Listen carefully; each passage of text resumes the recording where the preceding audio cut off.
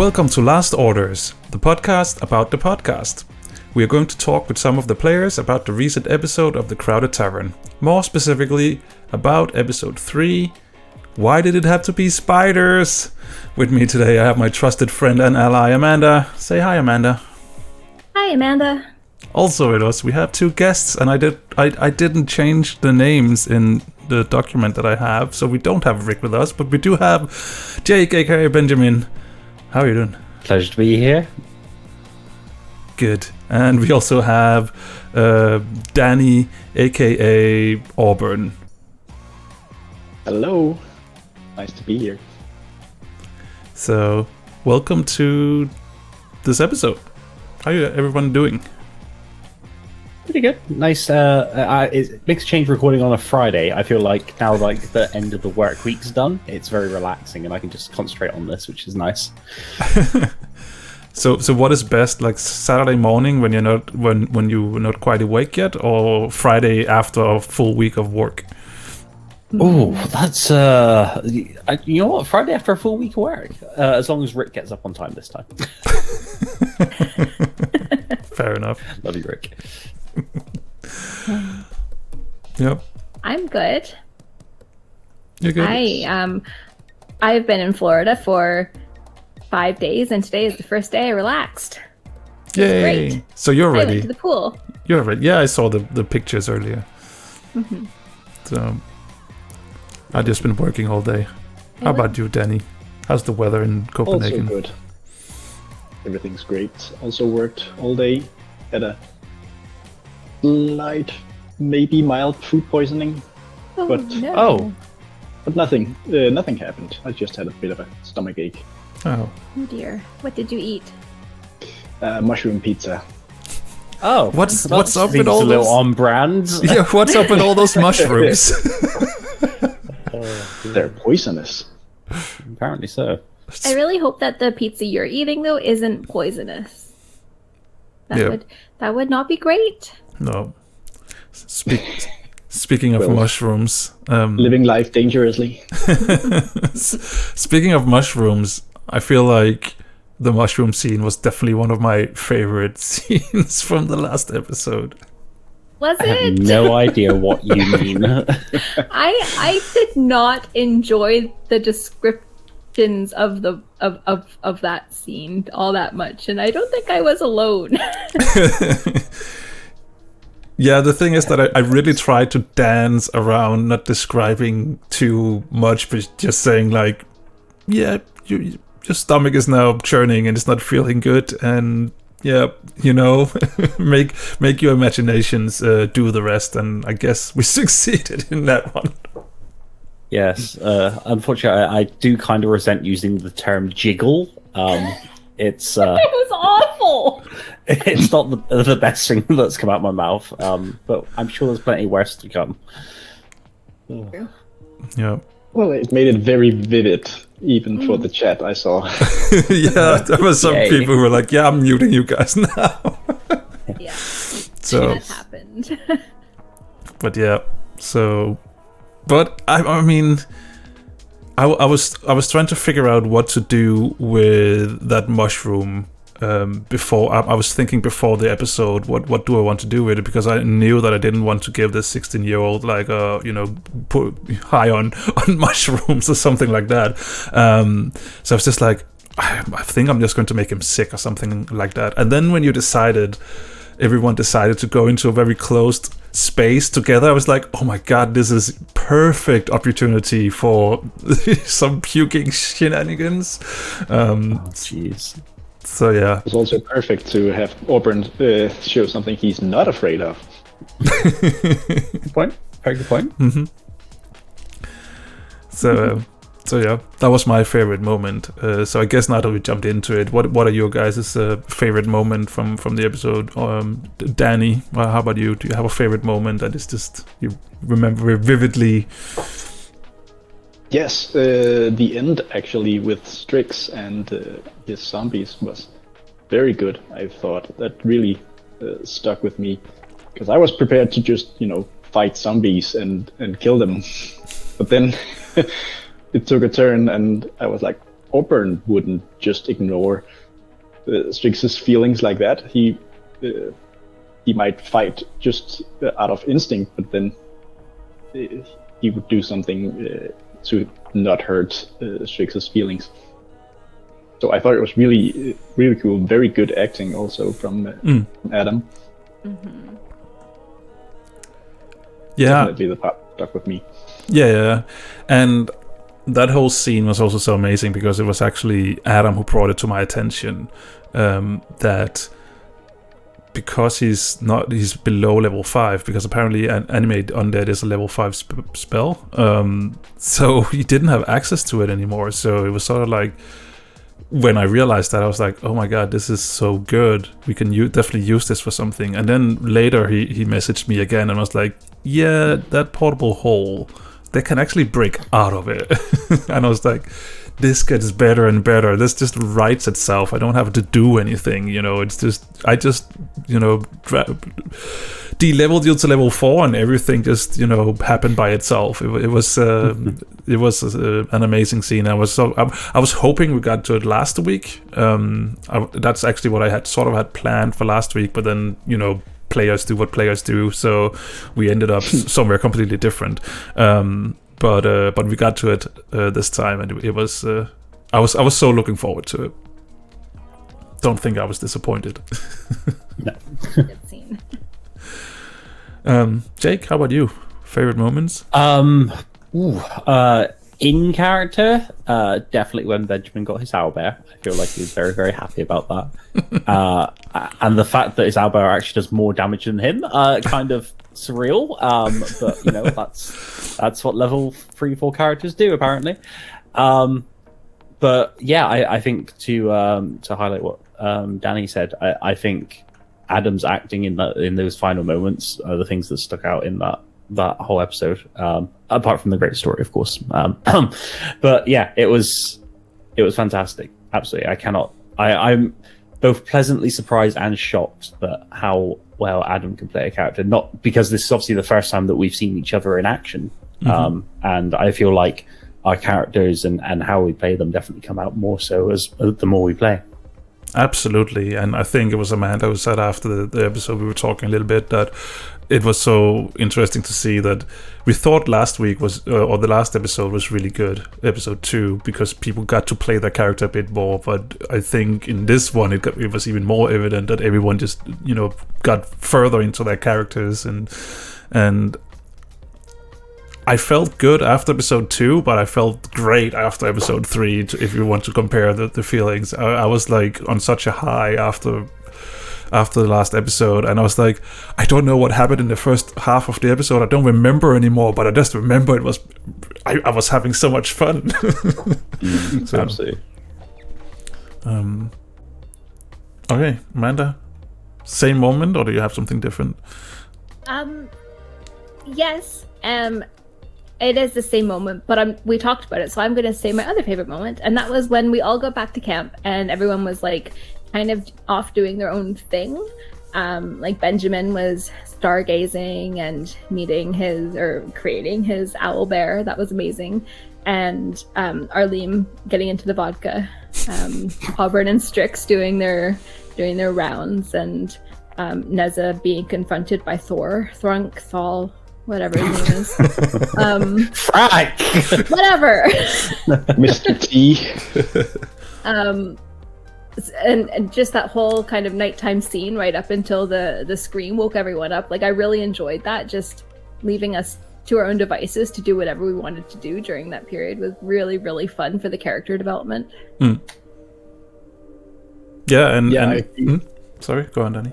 I agree. It's always great when people can get a bit of a moment to themselves where no one necessarily can jump in and say, hey, I'm gonna do that on top of this, because it really lets people show what kind of character they want to play. Mm-hmm. Yeah, I'm even thinking that we don't really know how it will work going forward, because we have soft set that Tom Tom? Where did he come from? Me and Amanda.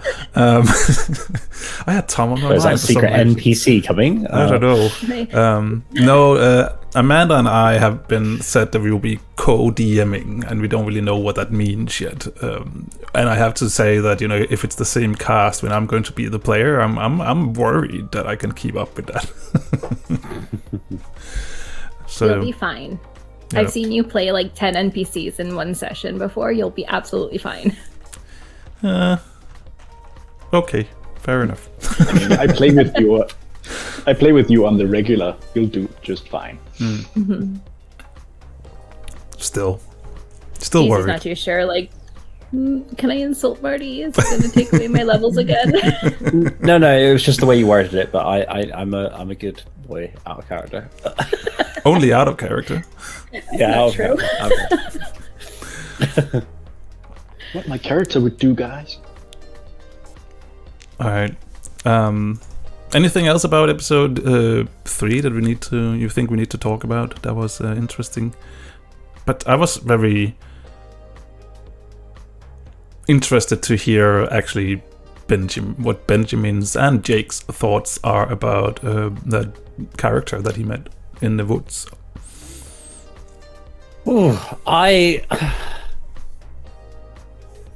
I'm very confused by it, if I'm honest. But that might be just because I'm new to that class. I'm going to say Warlock class. I let it go last time. It's fine.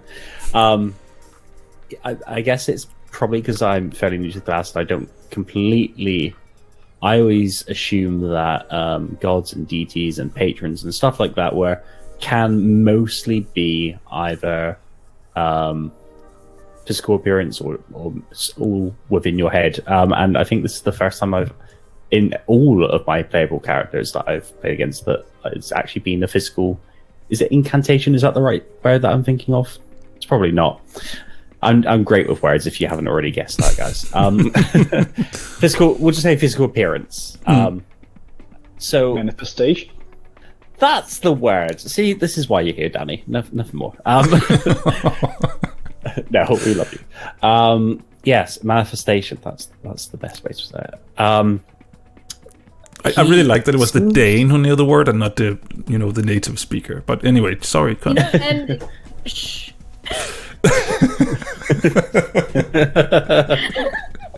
Leave me alone. But yeah, he seems very calm for a warlock patron, but maybe that's just because you want to lure Benjamin in with his like childish sort of not low self-esteem, but you know, his good willing and free loving nature. All the words are coming out in the right order today. Yeah, he's definitely mysterious. He's definitely got a calming atmosphere around him, and I'm slightly worried for Benjamin at the same point, but also I'm sure he'll get on fine, potentially. Who knows? I'm sure it'll be fine. Yeah. I don't, but Yeah. you know.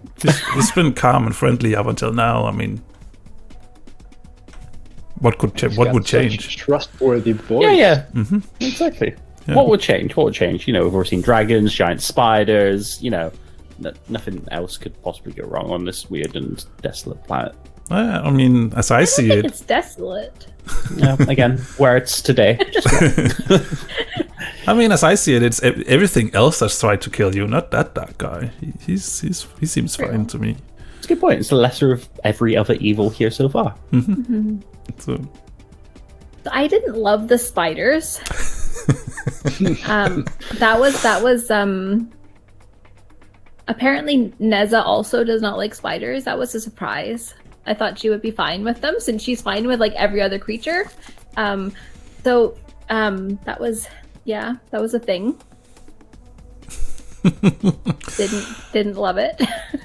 I just love everybody's expression as soon as I started describing the body and it had 8 legs, and as soon as I said 8 legs, I knew that everybody would know what it was, and everybody just reacted the exact same way with utterly disgust and maybe a bit of fear. I don't like spiders myself either. Mm-mm. It's weird. So I don't describe, like, it's not a fear of them, because I grew up with around like tarantulas and stuff, because my father was obsessed with them. I don't know why. So I'm absolutely fine around them, but the thought of a giant one kind of petrified me in that moment. Just imagining this.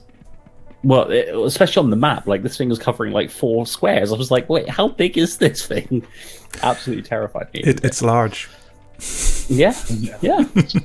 Small spiders, just fine. You just pick them up and you let them out. That's that's all right. But like a giant-sized one that's larger than a person, that would definitely eat you. When you're the fly.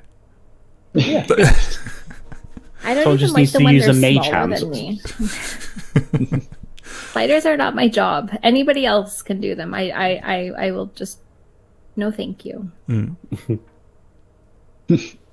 Marty, I have a question. Yeah. Thrak, was he the dwarf that Auburn told that said to that he was in charge when he left? Yes. Who's Thrak? Sorry. Oh. Yes, it's the same dwarf. Oh, Thor.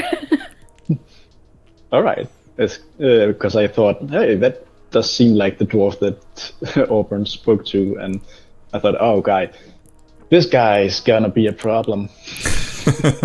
This is all your fault. He let it go to his head.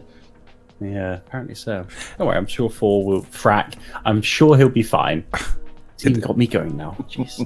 It's one of those fun moments where Thrak has always been in my mind part of the story. He's a named NPC, and when Auburn came back last time and were looking for people that had seen something, I was like, oh, I'll just throw Thrak in here.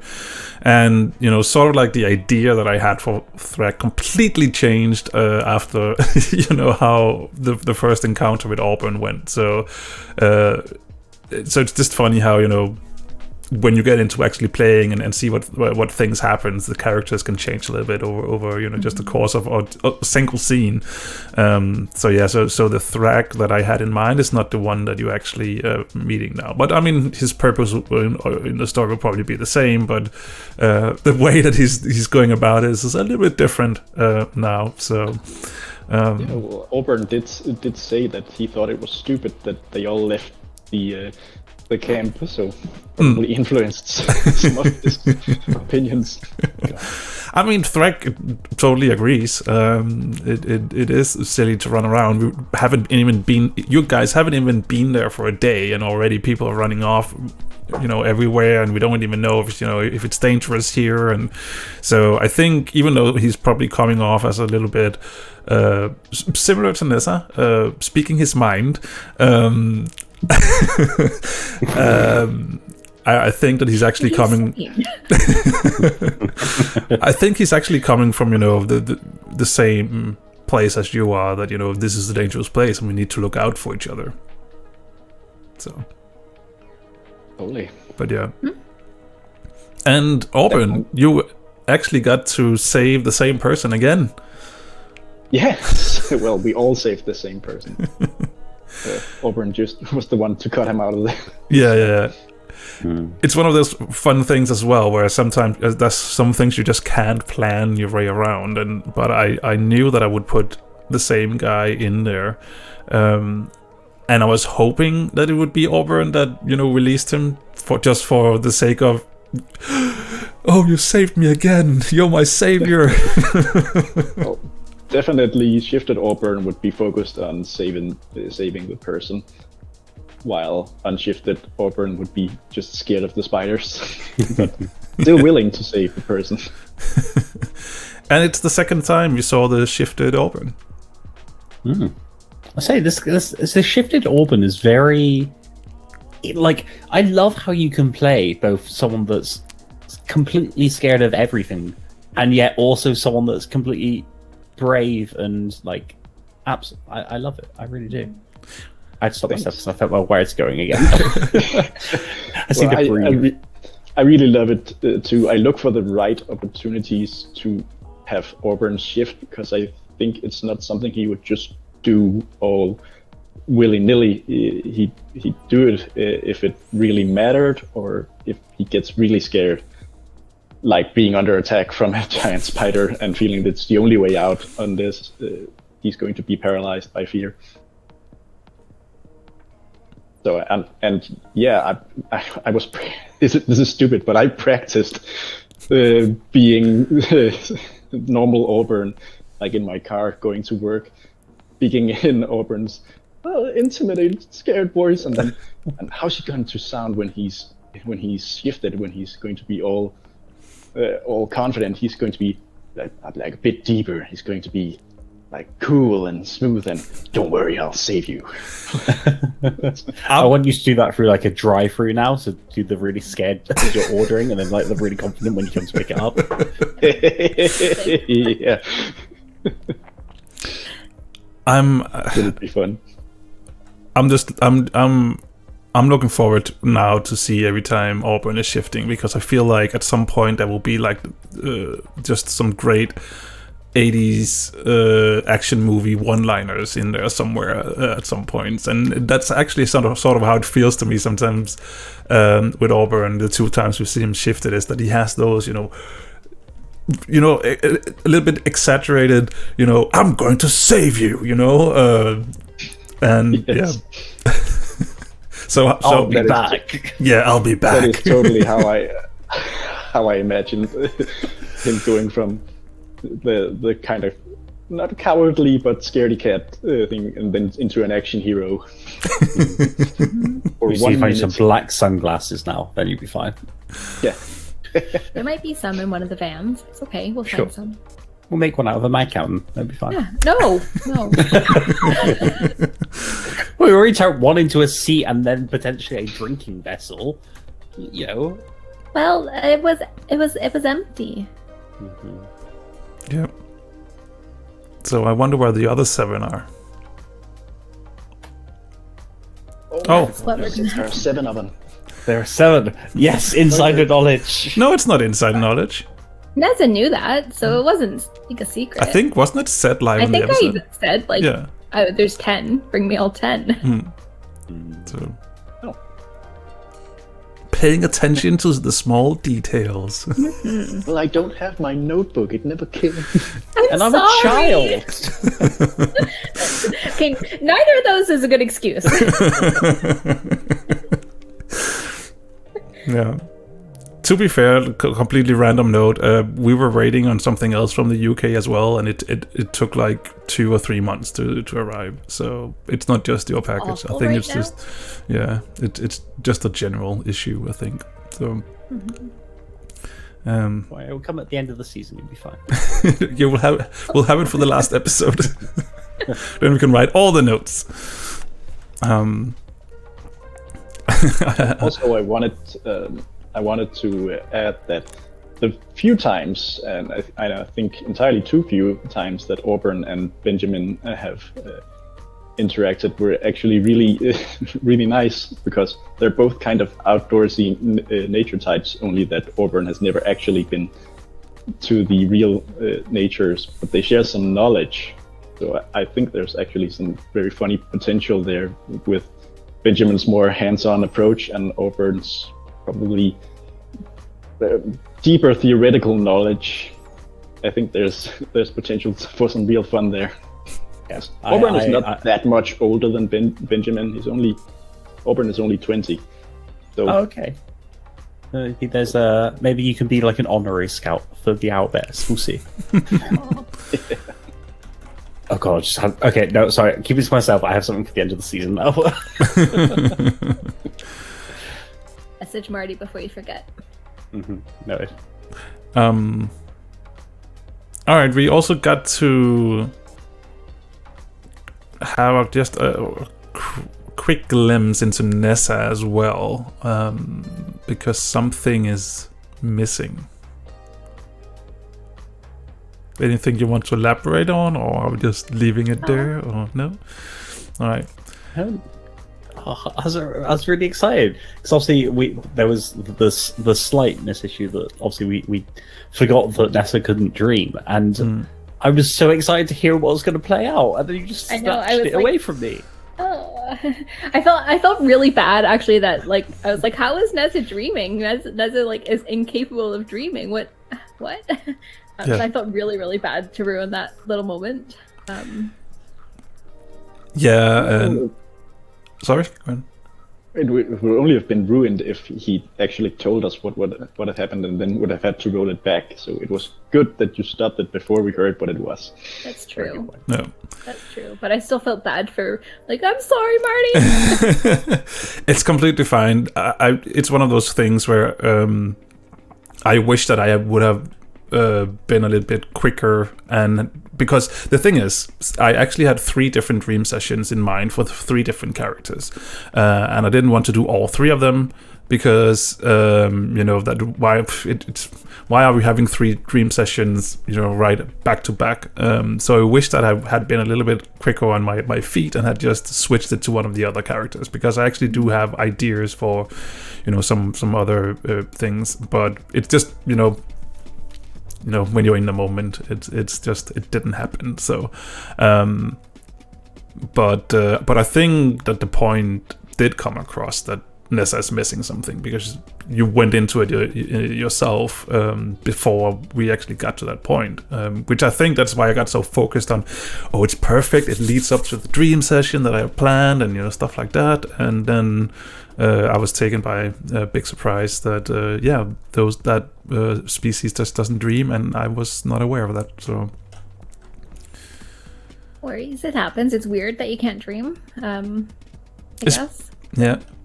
But no, obviously she has a connection with a quarry spirit, who is a being of the dream world, and like Kalashtar lore, basically like Kalashars don't dream, but when they fall asleep, they kind of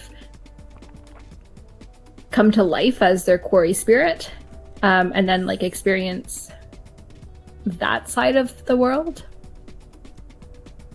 So there is something missing, and she does talk to her spirit all the time. That is one of the reasons why she talks so much, so that he can hear her all the time, and he doesn't respond with words or anything. That's why I was like, is she feeling anything, like what's going on? And like she's just feeling super empty right now, so she's talking even more, and yeah. Can't wait to meet Nessa that doesn't talk that often.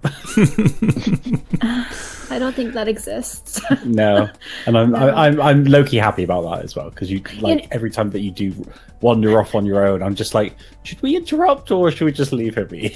I mean, I will probably keep talking until I get interrupted, so it's not a bad idea to interrupt me. The fun thing is, I didn't plan her that way at all.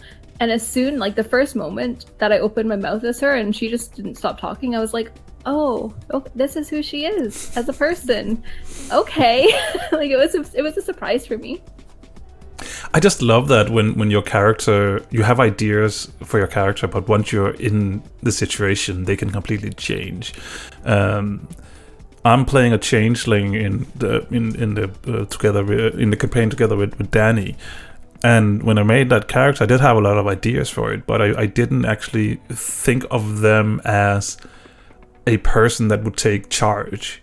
But how everything just developed, all of a sudden, they are that person, and they are like, all right, we need to get this shit done, so let's go get it done, and that's not necessarily how I feel myself are as a person, and it was definitely not how I saw the changeling. But once we started playing, that's the person that came out, So, how about Benjamin or Auburn?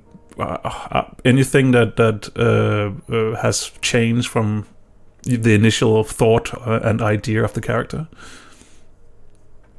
After you, Danny, you can go first. Sure. Actually, I wanted Auburn to be slightly less timid, but it just came naturally that he would be the nervous type that he is. I guess maybe it was because I myself was nervous playing in front of an audience. I've never done that before, and so it just came to pass that he was more nervous. Also, the fact that he has never killed anything was also something I made up on the fly, because of something actually that Marty said, that he would have probably just shot at targets in the park and never at anything that moved or was alive. And Auburn is a herbivore. He's a vegetarian, so he's never had to kill anything or eat meat. So when it comes to actually killing something, it's not just something that he can just do. So that's why I chose to have him not just kill the troll, even though he knows the troll is dangerous and would kill him. Just couldn't look at a helpless, downed person and just think, I'll just murder him. I just, to add a little, just a small scene that happened that I just thought was so added so much to Auburn as well, was that whole scene where. But how many carrots did you have left? 3? 3 carrots. 3 carrots, and Auburn decided to add the 2 of the 3 carrots to the supplies, which I just thought was somehow hilarious, because it's 2 freaking carrots. How much is this actually going to add? But it just shows the character that he's so caring and wants to, if he can help in the tiniest way, then he will do so, I feel like.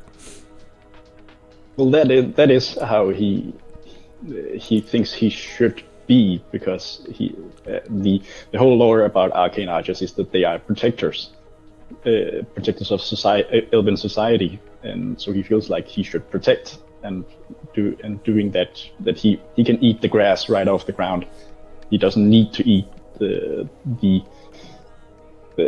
supplies, so he can just give them to someone who does need to eat them. But he still wants to keep 1 carrot because he really loves carrots. And one of his personality not flaws, but one of his personality traits is that he likes to snack, especially when he's nervous. So he knows that he can't have the food on him because he'll eat it. That makes perfect sense. I love that. Just like then it's also like, it's a carrot. Everyone's allowed a snack, Amanda. No, I love it. I snack on carrots as well. It just makes me laugh. I like it. Jake, how about Benjamin? Is he exactly how you imagined he would be? He was.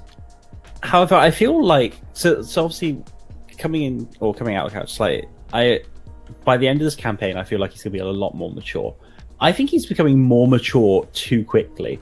Like he's still a little bit like in your face and a little bit like carefree and stuff, but I feel like being around just adults, seeing as most of his life he's just spent around with his scoutmaster and the rest of his crew, I feel like he's just learning far too much at such a quick pace that he can't handle it. But I'm also kind of loving that. I guess maybe that's I don't even know why. I think I'm just playing into the character a bit too much and then just relating to the rest of the characters so quickly that I think he's just finding that he's probably just more mature than he thinks he is, which is lovely. Awesome. I know I was really surprised when he didn't agree with Neza to burn down the spider nest. I was like, no, I was counting on you, child. Well, I mean, I do have like survival instincts, it's like if you're gonna light something on fire, especially in a forest, it's gonna spread, But it's spiders. No. You gotta live off the land, you gotta take care of all creatures to some degree. Quickly we forget that Auburn was the first to suggest burning down the forest to keep the trolls away. Well, see, but that was different. That wasn't spiders. Actually, there's a thing that Benjamin said that stuck with me when he talked to his patron. That he said that the others are fine, but they don't get him. That's true. That's true. So that stuck with me. That made me think, oh, there's something here that could be interesting down the line. Something we might learn. Maybe some sort of dark side or something. Oh, okay. I'll add that into the character arc. Apparently, no. There might be. Well, I could be wrong. You could be. You might be now. Who knows? God damn it! He got our idea. Get rid of that busybody. Yeah, I'm gonna steal your last carrot. No. Carry on, Marty. No, I'm just thinking, because as I said earlier, I'm actually having trouble remembering what happened in the first part because I was having so much fun, and it's sort of like the last part that, but it's the last part that sort of stuck with me because so much personal happened to pretty much everyone, and I'm just trying to think everything through. I love how Aleem is and how Rick is playing Aleem. That Aleem just keeps, doing the dance, even though he still can't. And I just love that Rick keeps playing into that whole thing. And also, what was Strix up to? Strix trying to figure out all the magic stuff was also really interesting. I guess Jake and Amanda, you got this question last time, but I guess we can ask Danny, because Adam asked, do any of you have an idea of or theories about what Marty has planned? So Danny, do you have any theories about what's going on and what's happening here? Well, I try not to theorize too much, even though as a dungeon master myself, I tend to think in multiple ways that things could go, but I'm trying not to in this one because I really want to just experience the story and react to it instead of trying to, peek around the corner and see what's there before I turn. So I don't actually have any preconceptions. I think we might fight a dragon at some point. We might have to, or talk to it anyway. I think we might also meet some natives that aren't hostile. That could be cool. I mean, I would like more input from you because I have no clue and I need notes that I can write down. No, you don't understand, Danny. I'm asking this question because I don't know what's going to happen. Exactly. I only know what happens in episode 10. I don't know how to fill the time. Come on, give me something. Well, there are any number of ways it could go. I feel like right now what is most logical is that we're going to establish a camp, and then the immediate thing is we have to find the mag cans so that we can build a portal, but we need to know where they are. They couldn't have all of them been on the one that the dragon took. There need to be more out there as well.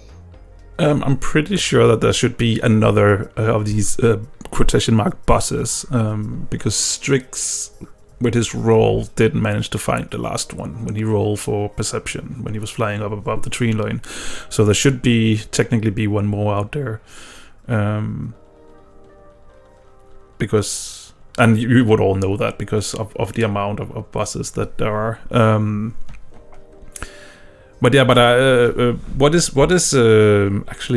Nessa up to? Because I know that she's looking into a lot of the different equipment, and she was looking at that scanner, and I was like waiting to see if there was something I needed to reveal or something about it, but then she just went to sleep.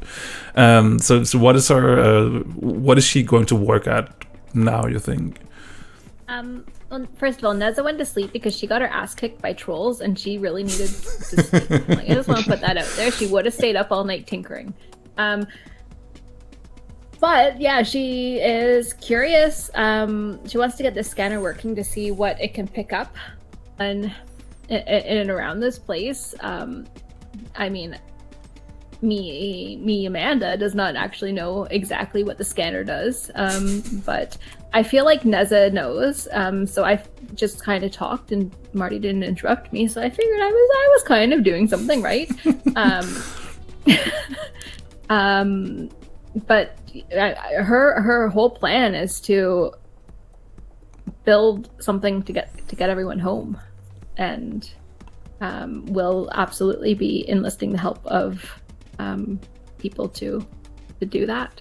Like that's kind of her thing. Like, she wants to get everyone home because this isn't where they were supposed to be, and there's no technology here except for what we brought.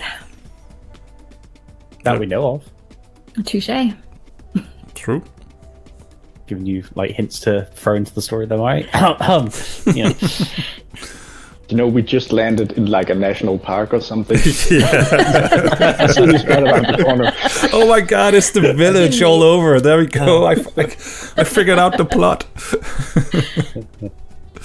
Isn't it called the village? But I do think that Neza will push to leave their location, because it seems like very dangerous on every single side.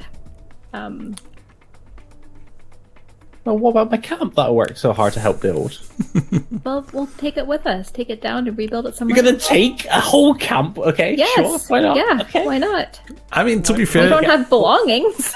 to be fair, Arms carry it. yeah. To be fair, you don't really have much of a camp currently. You have, some quickly made shelters and sleeping arrangements, and that's about it. Yeah, that's fair. Valheim all over again. Sorry. Valheim all over Yes, again. it is. Well, it would be great for Auburn to go somewhere that is less foresty, because he definitely won't sleep with knowing that there are giant spiders in the trees around the camp. Oh yeah, never. a very sleep good me idea. again. Yeah. Yeah, but you never figured out where they came from, and you weren't too keen on investigating. So I just want to say, Neza was very keen on setting it on fire. Auburn tried to look for tracks. he did try. Yeah. Benjamin suggested they must be going somewhere. Mm-hmm. Who did we listen to? Strix. Strix needed to get back to camp with the zombies. Yeah. That is true. A skeleton arrived. The skeleton that went after the dragons, and that was sort of like my cue to Adam because he. It's not like we had planned anything, but Adam told me that at some point they would return to him when it was time to to animate. So that was sort of like my sign to him that, hey, look who's back. It might be time to start figuring something out. So I thought that meant that the dragon would be right above us or something. I followed him right level 4. here. yeah, no. Well, interesting that you thought that. Fun that you thought that. But yeah, no, it was actually for Adam alone. But yeah, I really, really loved that everybody, or at least Alim, pulled in with some help. And I think someone else tried to. I don't remember who it was who wanted to help with magic. Auburn wanted to help. Yeah. But I couldn't figure out a logical way for Auburn to actually help. So Yeah, no, me neither. But I really loved that he rolled so high, so he would actually regain control. Because that's sort of like the outcome that I wanted to happen as well. Just for now at least. So luckily the dice agreed this time. That was the story that was meant to be told. So yeah. it's definitely going to be a problem down the line if he doesn't get his animate dead spell back soon, because then we'll be doing this every so often. Yeah. Well, we did suggest for putting them in a pit, so we'll see how that works. Yep. Pat did not like that. No, I don't think anyone likes the idea of that. Where else are we supposed to put them? Well, at least we won't kill them if they're in the pit. That's what I'm Good saying. point. Get them to build their own pit. We have enough wood, and just put the grate over top, and they will be safe and away from us. I don't Go see ahead, what the guys. big deal is. Dig your own Someone else grave. find- It's not a grate. Jail. All right. Guess it's time for. Help. Guess it's before On that cheerful note. before Nessa is digging her own grave. I think it's time for a community question. Like Adam was so nice to ask a few questions last time that we didn't get around to actually answer. So here's a question for all of you: why do you play? What do you most enjoy about TTRPGs? Oh. Everybody's thinking. Yeah, anyway, I think what got me into it at first was boredom. Because I was in the first time I was playing, I was in university, and I had a good friend that was starting up a campaign. I was like, you know what, I've never tried this before. I've seen a lot about it. I've listened to podcasts. I might as well give it a go. And I had a lot of spare time, being an art student and not going to classes that much. So I just tried it. And since then I was hooked purely on the fact that you could be someone else, whether that's braver, whether that's leaning into a certain characteristic you have, a bit of your history, but also the worlds. Like you can, especially if, with good DMs, they really paint a picture, and at least for me, I can just like envision everything that's going on if it's worked out, including this one. And it's just fantastic to just like imagine what this looks like in your head and then just playing into it. I think that's why I love playing it so much. All right. I mean, I like painting pictures for you, so Pretty good at it. thanks. You're welcome. I didn't say thank you. But thanks. Anyone else wants to chime in? Sure, well, I think it's much the same as what Jake said. I just love stories, either making them up or being part of them, playing a role. I think that's just really fun to pretend to be something you're not, or even just pretending to be a power fantasy of who you want to be, or something. I think it's very liberating and helps you to maybe take your mind off some of the more boring realistic stuff in the world for just a little while. So I do it mainly because I love stories. I am a writer, and so I've tried playing D&D before I even started writing my first book, and that is how I actually got into writing, because I played some D&D badly with friends. We didn't know how to play, so we just made stuff up and had like made it for the story. And I took that story that my friends and I played and made it into a giant book that is super derivative, which just has never been published. It's just a thing that I have that I like to look at sometimes. But from there, I started actually writing my own stories. That is actually so funny and interesting, because I'm right now I'm mirroring that whole sentiment that back in the days, in the beginning of World of Warcraft, back when we actually had guild websites and stuff like that, we had a guild forum, and on that forum we had like an RP section where someone started creating a story, and he was like, everybody who wants to participate can write the next bit.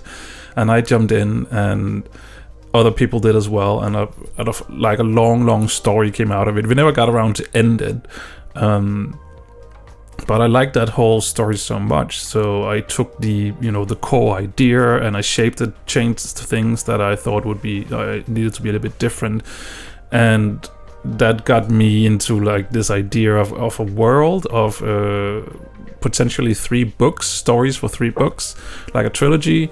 And I wanted to write that, but I never really got around to it, to do it. And now your characters is in that world, which is so absurd to me to think about that, all this stuff that's been in my head for 15 years, you are actually there now. Granted, wow. You're way off into the past of all the stuff that I have imagined going on, but still you're in that world, and that world is actually alive and it's out there right now, and I love it. completely derailing the conversation off into something else, but Oh, thank you for telling us that. That's magical. It is. So, and It's great. I just Glad we remember. can ruin your story for you. No, you're making it better. Believe me, you're making it better. But just I remember that when we finished the first episode, the initial reaction from my part was that it was great, it was fun, and I had fun, and I felt like everybody had fun. And then the second sentiment was, holy crap, my world is actually out there now. It's in the world, and other people have seen it, and that was amazing to me. And I think I still haven't completely caught up to that whole, realization completely yet. So Really cool. yeah.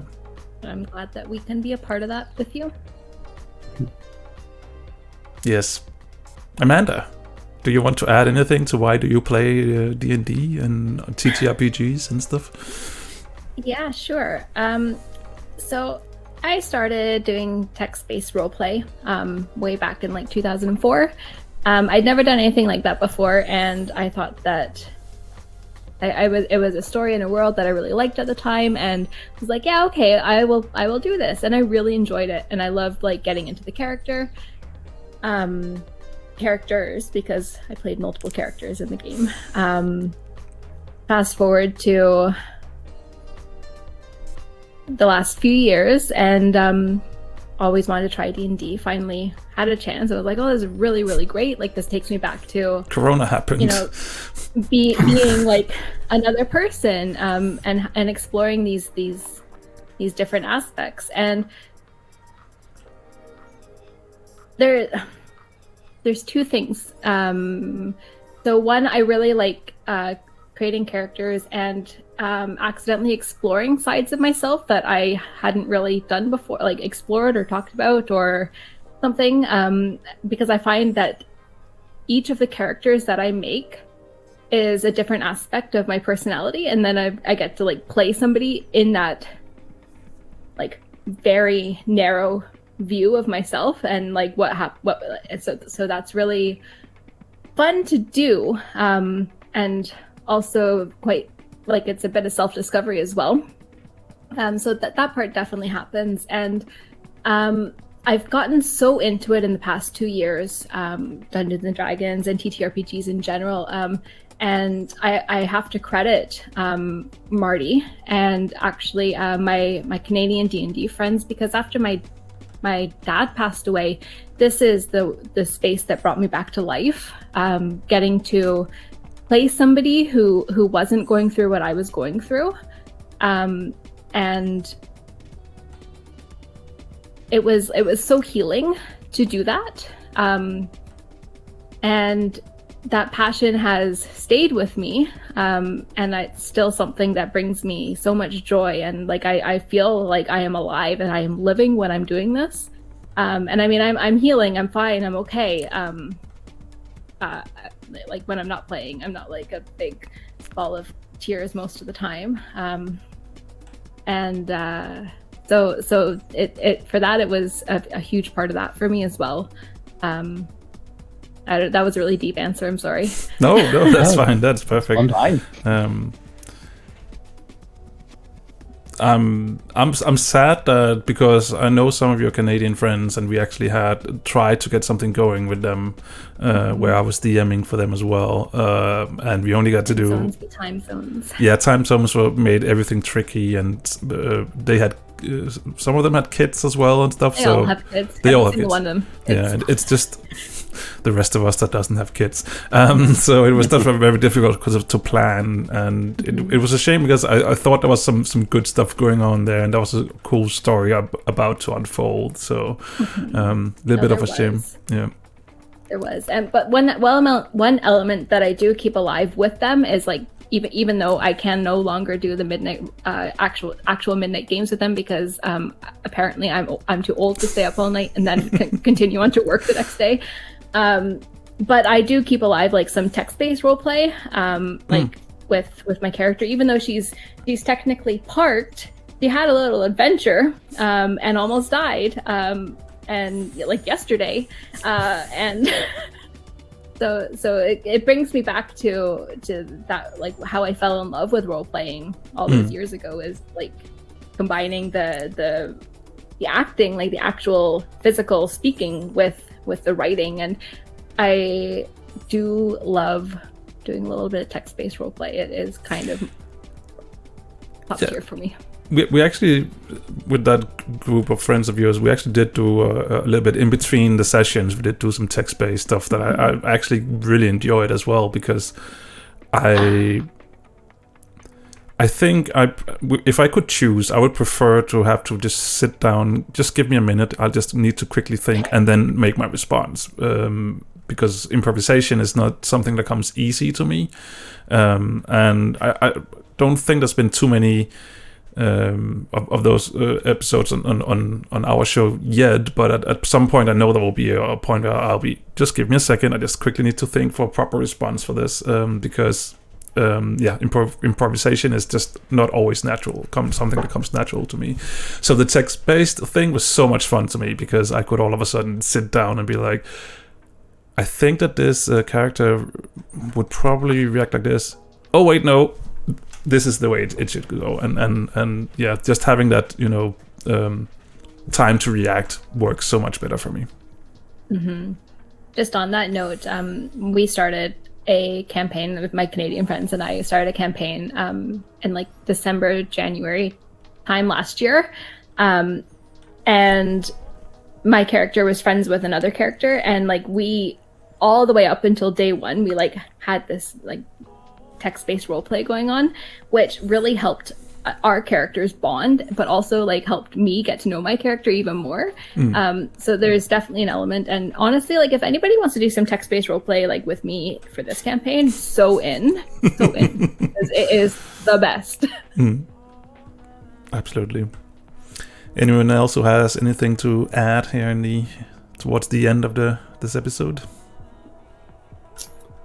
Just that I can't wait for the next one. And it can't come soon enough, because I'm eager to see what happens. Honestly, part of me is like, maybe season 2 should be weekly. Oh God, no. Yeah, just tear out every Wednesday for the rest of the year. That would be Perfect. I second that. I really look forward to playing. I mean, seeing what's next. Me too. Now I know it's going to be meeting some locals that are non-hostile. Perfect. Can't wait. Oh man. Now, if there were, now it feels like, that it was because of pressure from Danny or something that they would be there. Pressure. It's just every episode me going, so if I go over here, are there any locals? That reminds me Do I of... see signs of life? What is it in Critical Role? Second campaign where they keep asking who's on the council. It's just a running gag that everyone they meet, they just, do you know who's on the council? Yeah. No, I actually have most of the stuff planned out, everybody. I just want to hear what people are saying, because it's fun to me to hear those theories. And sometimes they do have good theories, and then I steal them. So, anyway. Finest, part of being a dungeon master is stealing what your players say and making it into something you made up. Yeah. Something that's so fun to me though is that I feel like, and I don't know if it's just because I've been lucky or if it's just been good prep work, because of a lot of what your characters have been doing has felt so like natural, and almost like I've instructed every one of you, especially the first episode. Like it felt like, I don't know what they're doing, but it feels so natural. Like Auburn just taking charge of, you need to go over here, and can I show you your place, stuff like that. And Nessa with the questionnaire, and everything just felt so natural, and almost like I had instructed everyone. And to be fair, it keeps happening. Like just small details. Someone is saying something, and I'm just like, oh, I couldn't have instructed them better myself if I had tried to. So I feel like everybody's really keyed into the world and the characters and what's going on, and I don't know how it happened, but it's amazing to watch. Well, you did a great job just building the world up for us to actually act that way. It felt natural for Auburn to do that because he's on the security detail, and that's also what he remembers being in the other world, that Mr. Ambo died. So, but he's still on the security detail. He still needs to protect the people. True. Yeah.